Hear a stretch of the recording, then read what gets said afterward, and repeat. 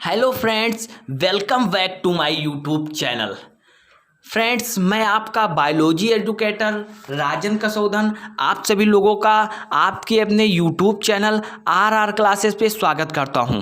तो दोस्तों, मैं आज जो चैप्टर था ह्यूमन रिप्रोडक्शन, जिसको मैंने डिटेल में आपको पढ़ाया था, मैं उसका वन शॉट लेकर आपके सामने आ गया हूं।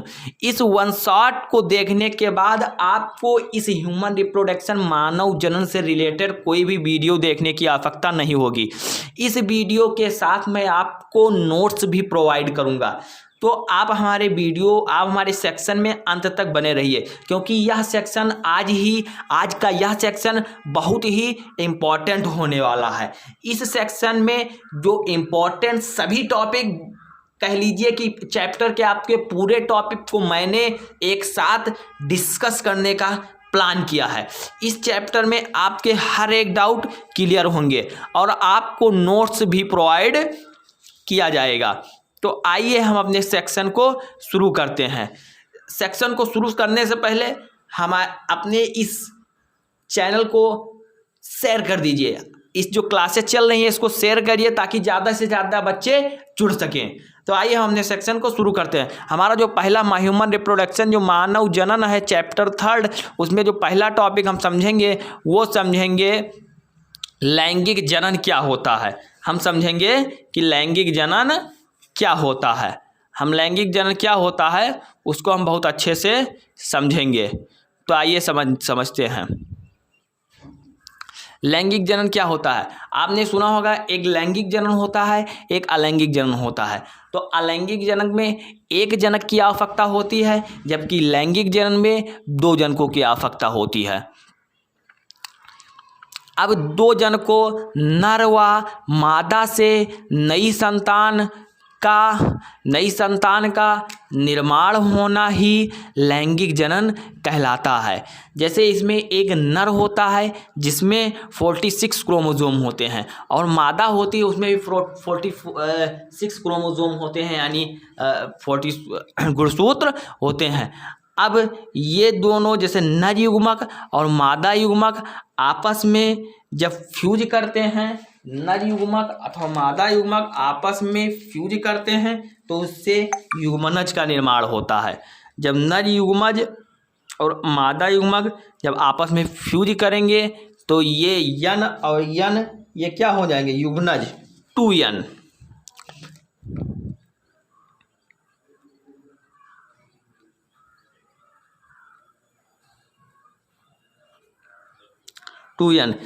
युग्मनज बनेंगे, जिससे कि संतान की उत्पत्ति होती है। युग्मनज से भ्रूण बनता है और उससे संतान की उत्पत्ति होती है। तो ये मैंने आपको लैंगिक जनन बहुत अच्छे से समझाया।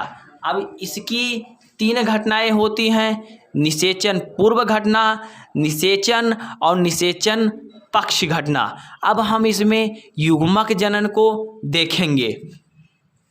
युग्मक जनन को इस सेक्शन में आप अंत तक बने रहिए। यह सेक्शन आपके लिए बहुत इम्पोर्टेंट होने वाला है। इस सेक्शन को देखने के बाद इस चैप्टर से रिलेटेड आपको कोई वीडियो देखने की आवश्यकता नहीं होगी। तो जो हमारा युग्मक जनन है, वह प्रक्रिया जिसमें युग्मक का, जैसे युग्मक, वह शब्द जिसके पीछे जनन शब्द जुड़ जाता है, समझ लीजिए उसी शब्द का निर्माण हो रहा है। तो जैसा कि यहाँ युग्मक जनन में वह प्रक्रिया जिसमें युग्मक का निर्माण होता है, ऐसी प्रक्रिया को युग्मक जनन कहते हैं। अब युग्मक जनन में एक होता है शुक्र जनन, और जिसे हम नर युग्मक कहते हैं या शुक्राणु कहते हैं, और एक होता है अंडाणु, मादा युग्मक, या जिसे हम अंडकोशिका कहते हैं। अब हम इसके बाद में नर जनन तंत्र और मादा जनन तंत्र को बहुत अच्छे से पढ़ेंगे। तो आइए हम देखते हैं नर जनन तंत्र क्या होता है। नर जनन तंत्र में जो हमारा प्राथमिक लैंगिक अंग है, नर जनन तंत्र में हम सबसे पहले पढ़ेंगे प्राथमिक लैंगिक अंग। प्राथमिक लैंगिक अंग क्या होते हैं? तो इसमें युग्मक का निर्माण होता है। प्राथमिक लैंगिक अंग, इसमें युग्मक का निर्माण होता है। या प्राथमिक लैंगिक कौन सा है हमारा? वृषण है। वृषण, वृषण में युग्मक का निर्माण होता है। और वृषण कहाँ स्थित होते हैं? तो वृषण वृषण कोश में स्थित होते हैं। तो आइए हम देखते हैं कि द्वितीय लैंगिक अंग हमारा क्या है। द्वितीय लैंगिक अंग, द्वितीय लैंगिक अंग को हम बहुत अच्छे से डिस्कस करेंगे। जो हमारा द्वितीय लैंगिक अंग, द्वितीय लैंगिक अंग वह अंग जो जनन में थोड़ा सहायता करती है, वह अंग जो जनन में थोड़ा सहायता करती है। जैसे कि हैं एग्जाम्पल, जैसे प्रोस्टेट ग्रंथि, शुक्राशय, सिसन आदि। अब हम आपके सामने आपको दिख रहा होगा कि बहुत ही सुंदर चित्र लेकर आपके सामने नर जनन तंत्र का, मेल रिप्रोडक्टिव का लेकर आ गए हैं। आप लोग चित्र को देखिए और समझने का प्रयास कीजिए। जैसे कि ये बहुत ही सिंपल है दोस्तों, ये मैंने बहुत ही मेहनत करके ये आपके लिए बनाया हुआ है। जैसे कि ये है आपका जो ये है, ये वृषण कोश है, वृषण कोश है। और वृषण ये, और ये जो संरचना है ये वृषण है, वृषण है। और वृषण में वृषण कोश होता है, वृषण वृषण कोश में पाया जाता है।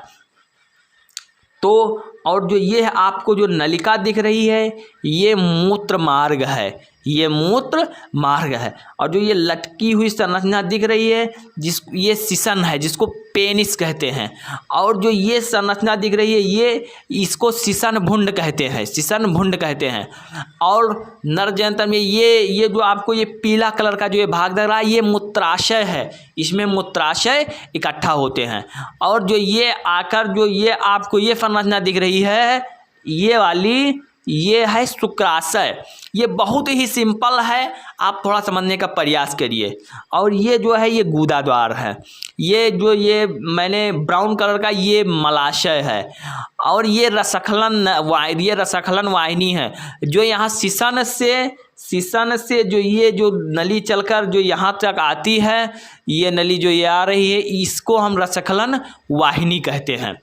तो आप चित्र को बहुत ही अच्छे से समझने का प्रयास करिए, ये बहुत ही सिंपल है। आपको देखिए मैंने कितने अच्छे से आपको इस चित्र को बनाया हुआ है। ऐसे आप अपने कापी में बनाने का एक दो बार प्रयास कीजिए, आपको तुरंत समझ में आएगा। अब हम देखेंगे नर जनन तंत्र के जो प्रमुख अंग जो जिसमें नर युग्मक का निर्माण होता है, वृषण है। वृषण के बारे में आपको बताऊंगा। वृषण यह मनुष्य में एक जोड़ी पाया जाता है, यह मनुष्य में एक जोड़ी पाया जाता है। नर में लगभग 4 से 5 सेंटीमीटर लंबा, 2 से 2.5 सेंटीमीटर मोटा तथा गुलाबी रंग के 2 अंडाकार वृषण होता है। और वृषण होता है, वृषण का कार्य क्या है? वृषण में शुक्राणुओं का निर्माण होता है, वृषण शुक्राणुओं का निर्माण करता है। अब शिशु अवस्था में यह वृक्कों के पास, वयस्क अवस्था में वृषण कोश में पाया। जो वृषण होता है ये शिशु अवस्था में वृक्कों के पास और वयस्क अवस्था में वृषण कोश में आ जाता है। अब हम देखेंगे एपिडर्मिस, अधिवृषण क्या होता है? यह लगभग 6 मीटर लंबी नलिका से बना रहता है, ये 6 मीटर लंबी नलिका से बना रहता है। अब हम अधिवृषण के कार्य को देखेंगे। वृषण से निकलने वाली शुक्राणुओं को शुक्रवाहिनी में पहुंचाने के लिए मार्ग प्रदान करता है, उसको हम यही अधिवृषण का कार्य है। हम इसी का मतलब कि वृषणों से निकलने वाली शुक्राणुओं को शुक्रवाहिनी में पहुंचाने के लिए जो मार्ग प्रदान करता है उसी को हम अधिवृषण कहते हैं या अधिवृषण का कार्य कहते हैं। तो आप लोग इसको बहुत अच्छे से समझने का प्रयास कीजिए। अब हम आगे की तरफ अपने सेक्शन को शुरू करते हैं।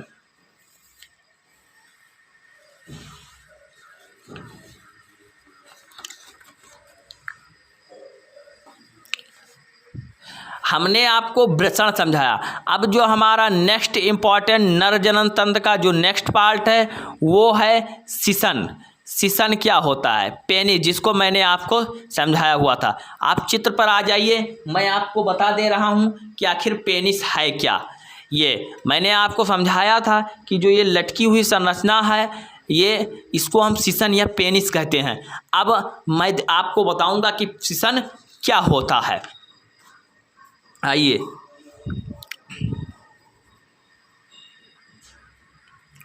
शिशन शिशन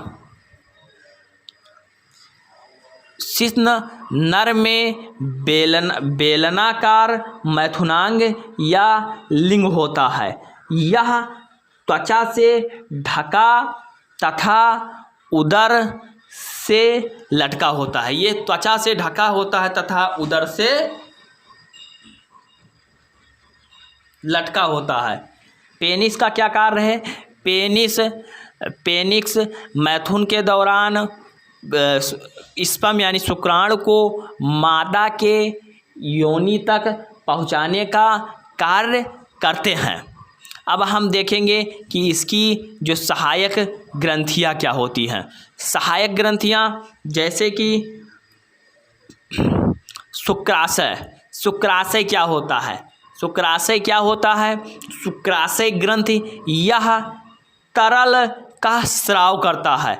यह तरल का स्राव करता है जो वीर्य का अधिकांश भाग बनाता है। जो वीर्य का अधिकांश भाग बनाता है।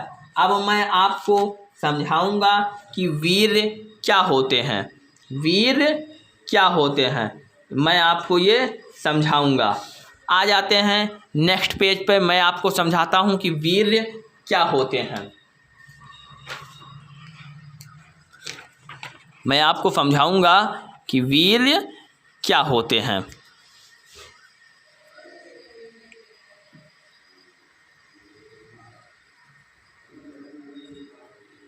वीर्य, जिसको इंग्लिश में हम सीमन कहते हैं, जिसको इंग्लिश में हम सीमन कहते हैं।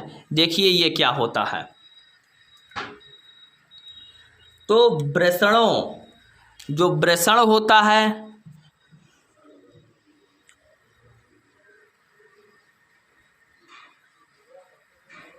वृषणों एवं प्रोस्टेट ग्रंथियों एवं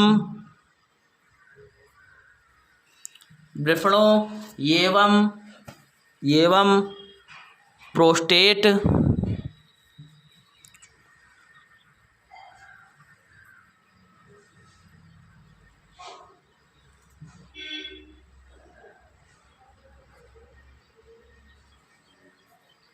एवं प्रोस्टेट ग्रंथियों के उत्पाद, प्रोस्टेट ग्रंथियों के उत्पाद, प्रोस्टेट ग्रंथियों के उत्पाद,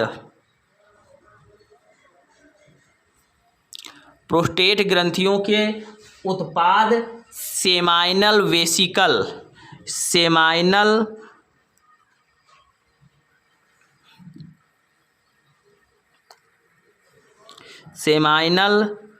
वेसिकल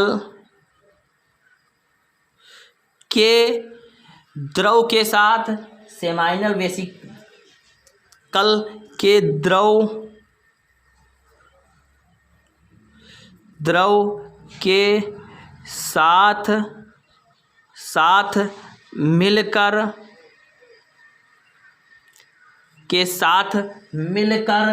वीर्य बनाते हैं, के साथ मिलकर वीर्य बनाते हैं, वीर्य बनाते हैं। वीर्य में क्या पाया जाता है? वीर्य में शुक्राणु पाया जाता है, शुक्राणु, नर युग्मक शुक्राणु पाया जाता है वीर्य में। अब आइए, और यूरेथ्रा से वीर्य का निकलना इजेकुलेशन कहलाता है। ये मैंने आपको डिटेल लेक्चर में बताया हुआ था। तो आइए हम अपने सेक्शन को, अपने टॉपिक पर चलते हैं। तो मैंने आपको समझाया हुआ था शुक्राशय ग्रंथि, यह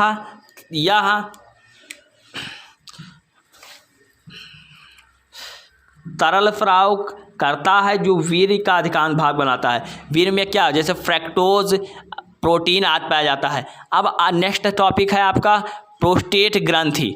प्रोस्टेट ग्रंथि दूधिया क्षारीय पदार्थ स्रावित का, जो प्रोस्टेट ग्रंथि होता है ये दूधिया क्षारीय पदार्थ स्रावित करता है। यह मूत्र की अम्लीयता को नष्ट करता है, जिससे कि शुक्राणु नष्ट ना होने पाए। अब हम नेक्स्ट जो फीमेल रिप्रोडक्टिव मादा जनन तंत्र को बहुत अच्छे से देखेंगे। आइए आपको देखते हैं। तो नेक्स्ट टॉपिक है हमारा मादा जनन तंत्र, फीमेल रिप्रोडक्टिव सिस्टम। इसके जो जैसे नर में प्राथमिक अंग क्या होता है, वृषण होता है, वैसे मादा में प्राथमिक अंग एक जोड़ी अंडाशय होता है। अंडाशय में ही अंडाणु का निर्माण होता है। और द्वितीय जनन अंग हैं, जैसे गर्भाशय है, एक जोड़ी गर्भाशय, एक योनि, वाह्य जननेंद्रियां हैं, एक जोड़ी स्तन ग्रंथियां हैं, एक जोड़ी अंडवाहिनी है।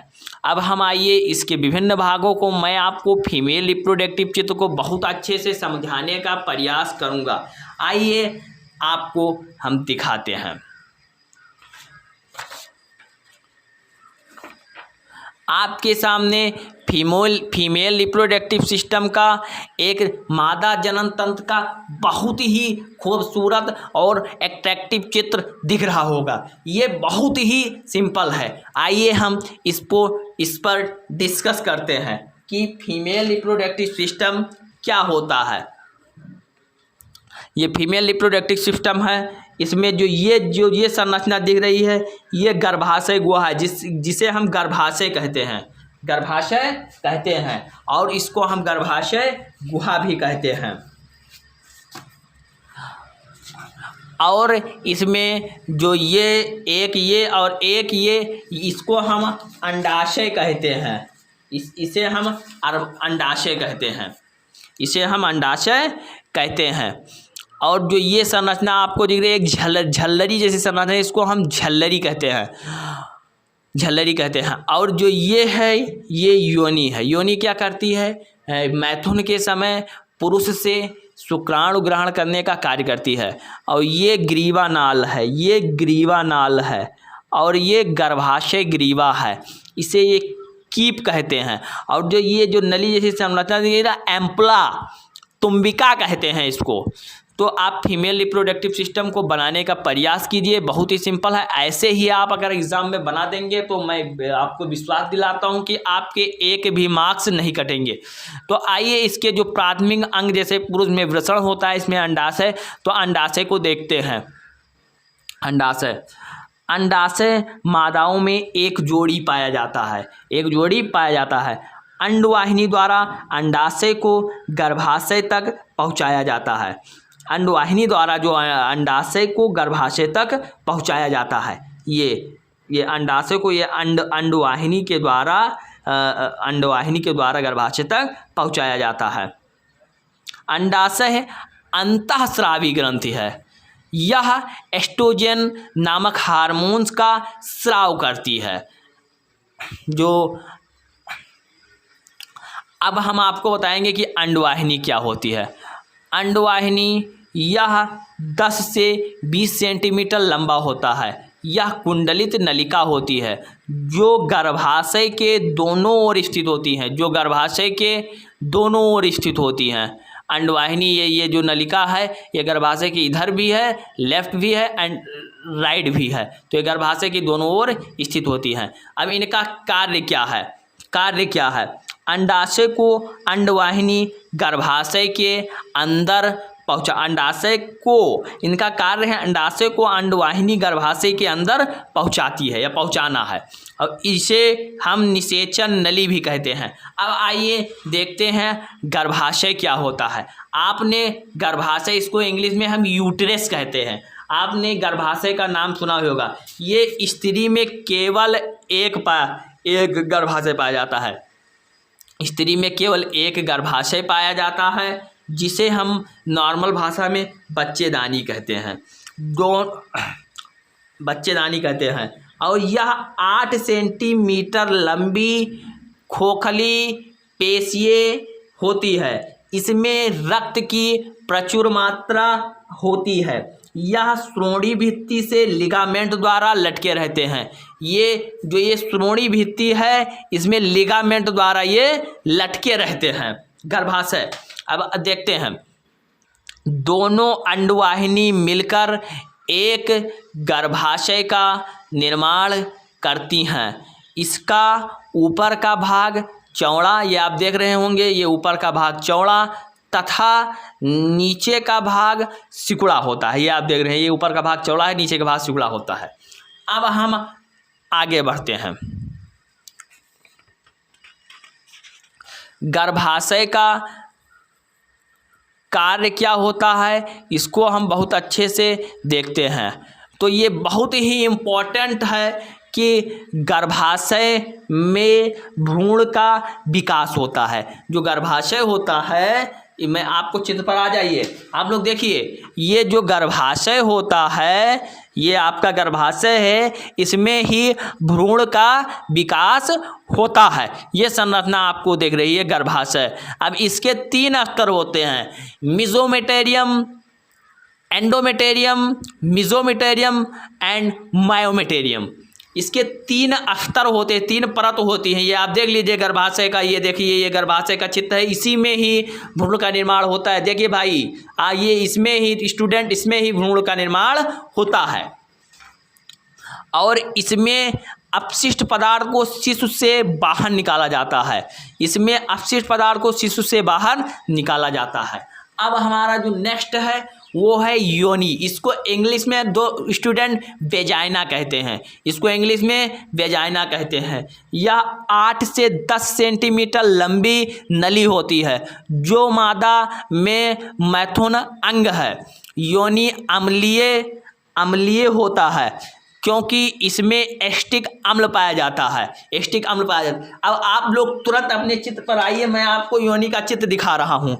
ये देखिए, जो ये संरचना जो आपको दिख रही है, ये है वेजाइना। वेजाइना मैथुन के समय मेल से स्पर्म को ग्रहण करने का कार्य करती है। आप एक एक टॉपिक को बहुत अच्छे से क्लियर करते चलिए, आपको इसके बाद कोई डाउट ही नहीं रह जाएगा। विश्वास करिए हमारा, इस वीडियो को देखने के बाद इस चैप्टर से रिलेटेड आपको कोई वीडियो की देखने की आवश्यकता नहीं होगी, क्योंकि हमने इसमें सारे टॉपिक को बहुत अच्छे से डिस्कस किया हुआ है। अब जो हमारा नेक्स्ट टॉपिक है वो स्ट्रक्चर ऑफ स्पर्म, शुक्राणु की संरचना। शुक्राणु की संरचना क्या होती है, आइए देखते हैं। शुक्राणु एक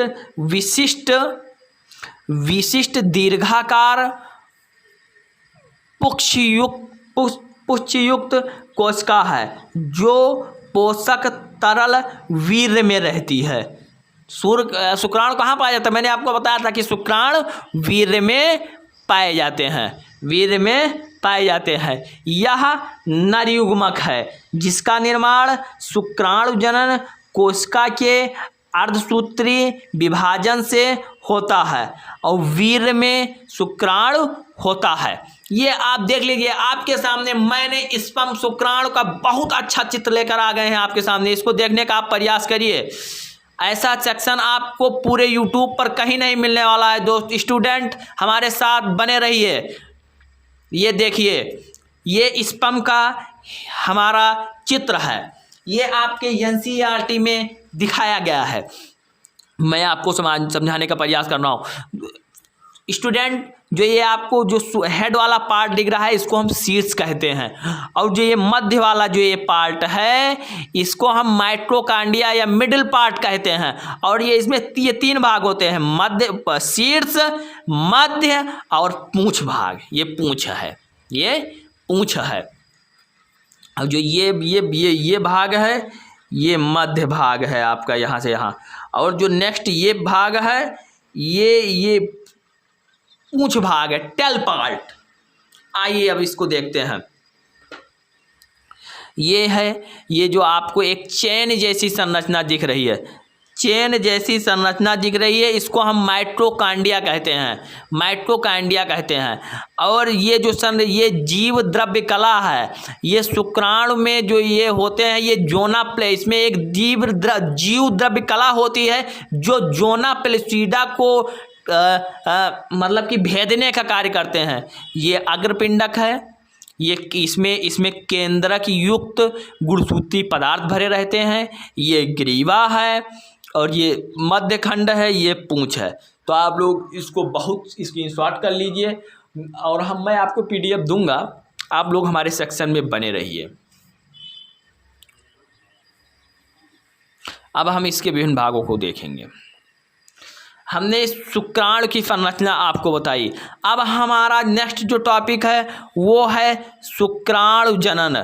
शुक्राणु जनन क्या होता है उसको हम पढ़े। मैंने आपको बताया था कि वह शब्द जिसके पीछे जनन शब्द जुड़ जाए, समझ लीजिए उसी शब्द का निर्माण हो रहा है।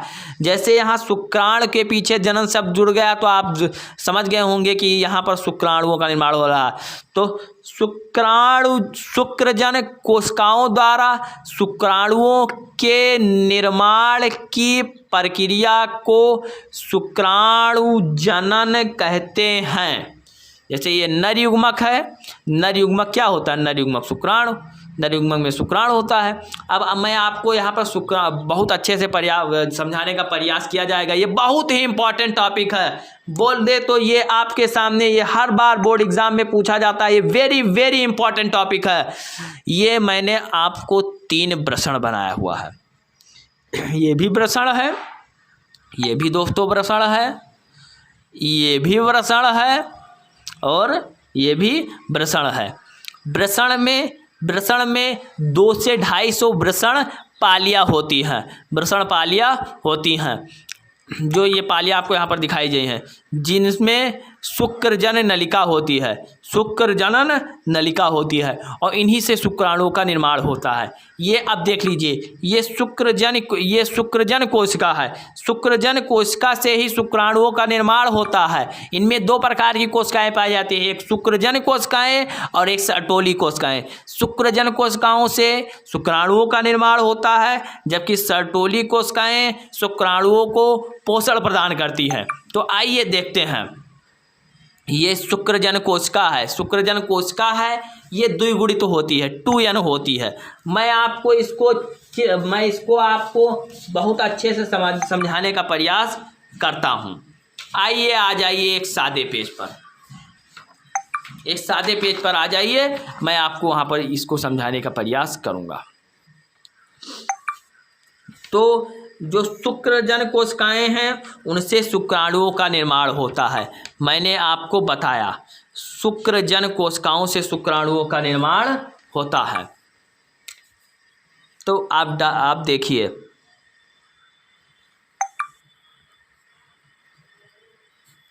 शुक्रजन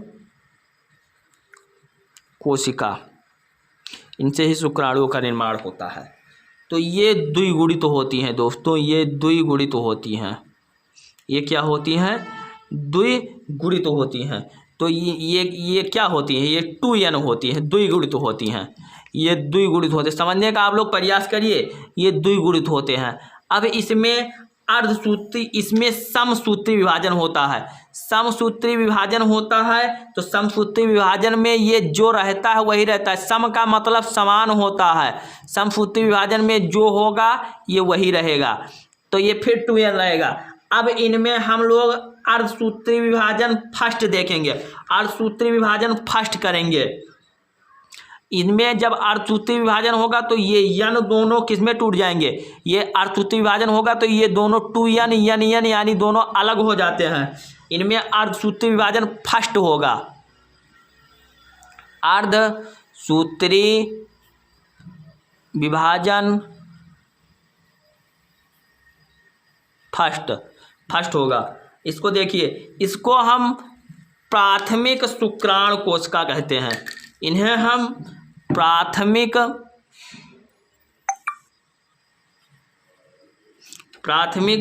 शुक्राणु कोशिकाएं कहते हैं।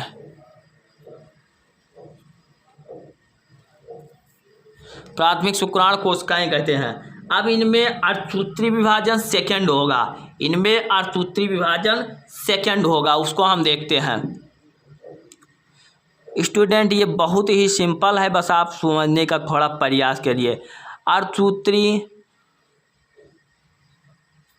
विभाजन सेकंड होगा, सेकंड होगा, तब ये दोस्तों अर्धसूत्री विभाजन में ये दोनों ये यन अलग हो जाएंगे, यन अलग हो जाएंगे, ये दोनों ये यन, ये 4 यन हो जाएंगे, 4 यन हो जाएंगे। इन्हें जब अर्धसूत्री विभाजन सेकंड होगा तो हम इन्हें द्वितीयक शुक्राणु कोशिका कहते हैं। इन्हें हम द्वितीयक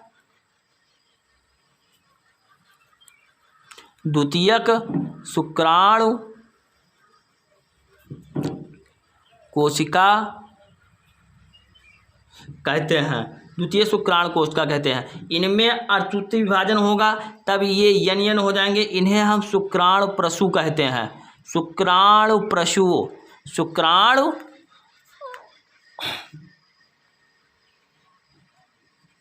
प्रसू कहते हैं। और शुक्राणु प्रसू ही विकसित होकर शुक्राणुओं का निर्माण करते हैं, शुक्राणु प्रसू ही विकसित होकर शुक्राणुओं का निर्माण करते हैं, शुक्राणु प्रसू ही विकसित होकर शुक्राणुओं का निर्माण करते हैं। इस तरह से आप भी शुक्राणुओं को बना सकते हैं। तो ये आपका शुक्र जनन कोशिकाओं से शुक्राणुओं का निर्माण होने की प्रक्रिया को मैंने आपको बताया।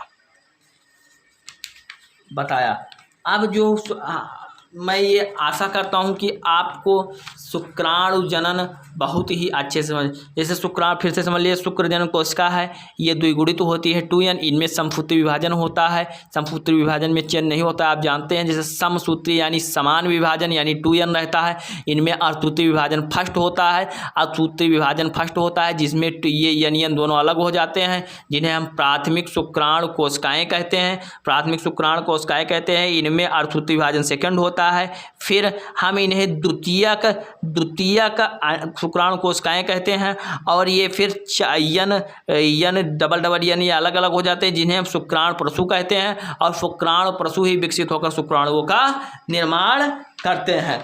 तो ये मैंने आपको बताया। अब आप देख लीजिए जो सर्टोली कोशिका क्या होती है, सर्टोली कोशिका का क्या कार्य होता है। सर्टोली कोशिका जैसे ये जो होती है,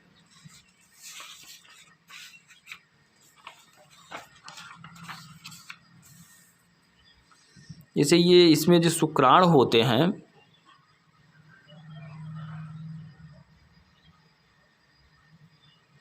इनको ये पोषण प्रदान करती हैं, इनको ये पोषण प्रदान करती हैं। जो सर्टोली कोशिकाएं, भाई ऐसे कोई ना कोई होगा, इनमें जो सर्टोली कोशिकाएं होती हैं, ये जैसे शुक्रजनन कोशिकाओं से शुक्राणुओं का निर्माण होता है, सर्टोली कोशिकाएं इनको पोषण प्रदान करती हैं। और दोस्तों यह प्रक्रिया किशोरावस्था में होती है, जो यह प्रक्रिया होती है ये किशोरावस्था में होती है, किशोरावस्था में होती है, यह प्रक्रिया किशोरावस्था में होती है। अब आइए हम आगे बढ़ते हैं। आगे हमारा नेक्स्ट है वूजेनेसिस। शुक्राणु जनन हमने पढ़ लिया, आपको बहुत अच्छे, मैं आशा करता हूँ आपको समझ में आया होगा।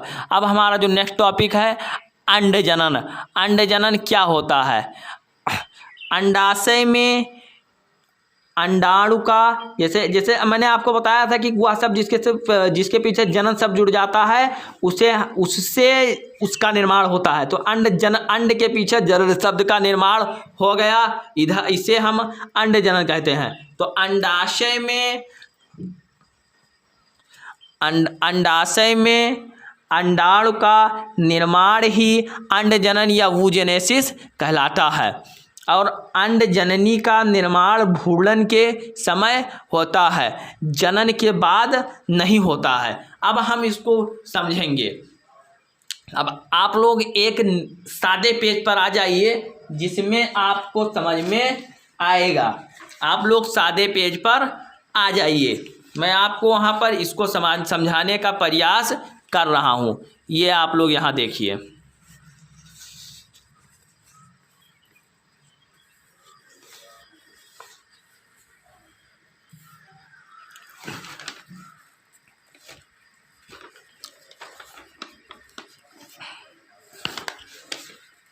ये आप लोग यहाँ आ जाइए, मैं आपको समझाने का प्रयास कर रहा हूँ।